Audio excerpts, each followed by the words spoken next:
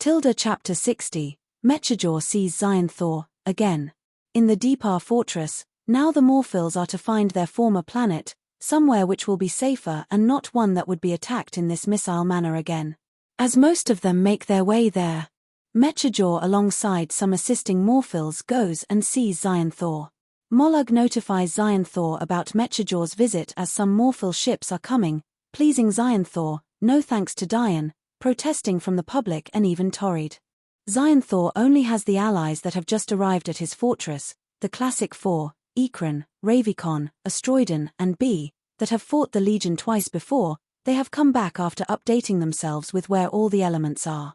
But at least Mechajor has one element that can restore some balance for Mechajor, or as he may have thought.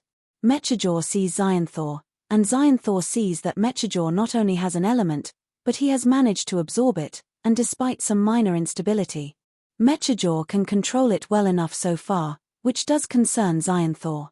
Mechajor admits that both of them are not going to get on, and so Mechajor thinks of an idea to get rid of Xionthor, with the help of the Morphils with him. Mechajor has enough Morphils to overthrow the fortress. But Xionthor's goons and Xionthor himself are too great, encouraging the Morphils to go back on their ships and evacuate. As for Xionthor and Mechajor, they fight. As they fight, as normal, Xionthor is the one with fewer abilities, but he is still ahead in terms of strength.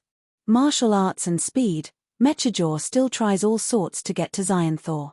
Like trying to put Xionthor in an ice block, putting him in a water bubble, trying to put Xionthor into a fiery spot, trying to jab Xionthor with an icy weapon, and even trying and burn part of Xionthor up close.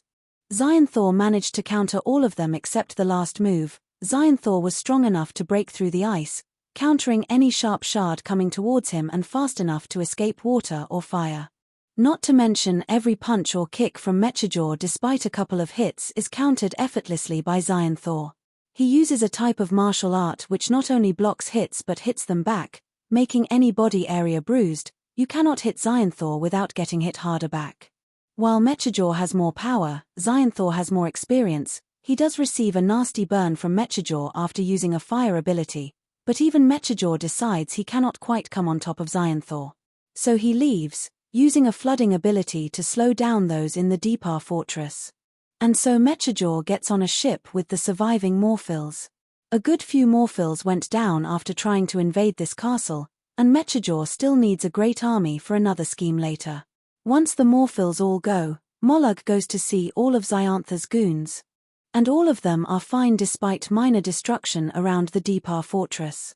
However, Xionthor is badly hurt on the side from the burn from earlier, considering it's an element, and the only way to properly heal it is by getting all of the elements. Mollug tries to aid Xionthor to some extent.